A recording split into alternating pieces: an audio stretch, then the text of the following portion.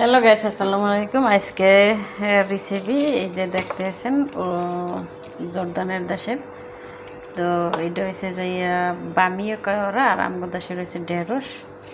তো ঢেঁড়স এই ছোটো ছোটো, এটা বুট ফালাইয়া ফ্রিজে রাখা হয়েছে। তো ফ্রিজগুলো এখন বের করলাম, দেখতেই আছেন যে বরফ। তো এটারে আজকে কি দিয়ে রান্না করব।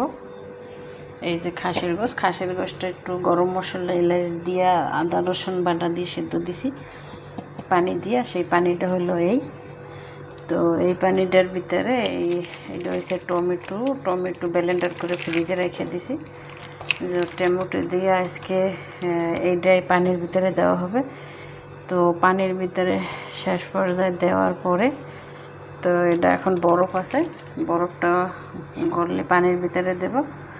আর এই ঢেঁড়সটা এটার সাথে মিক্স করব। তো এটা হচ্ছে মানে স্যুপের মতো আর কি, ঝোল খায় ওরা। তো গোস্ততে ওরা ময় মশলা খায় না, এখন আমি ময় মশলা দিয়ে সেদ্ধ করছি।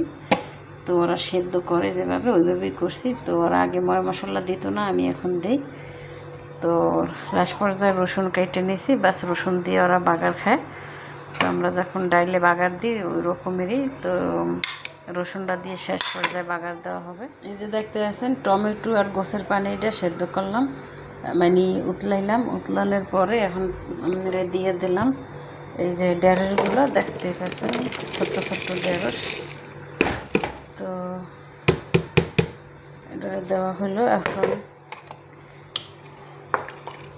এই যে দেখতে পাচ্ছেন ঢেঁড়সের ঝোল এরপর দিয়ে দেবো। এইটা একটু উতলানোর পরে মাংসটা, এই যে মাংসটা দিয়ে এটা দিয়ে দিলাম মাংসটা এটার সাথে। এই যে তো আজকে হলো ঢেঁড়স আর খাসির গোশ। এরপর দিয়ে দেবো এইটা দিয়ে বাগার, রসুনটা দিয়ে বাগার দেবো। এটা একটু বলক আসবে, আসার পরে রসুন দিয়ে বাগার দেবো। এই যে দেখেন আমার ঢেঁড়সের রান্না হয়ে গেছে। এখন আমি খাইতে বসছি। এই যে খাসির গোশ ঢেঁড়স দিয়ে রান্না করা দেখতেছেন। আর এটা হচ্ছে বাসমতি চালের ভাত, আর তার সাথে আছে জুস, ফেরাউল্লা জুস। আজকের দুপুরের খাওয়ানি এটা।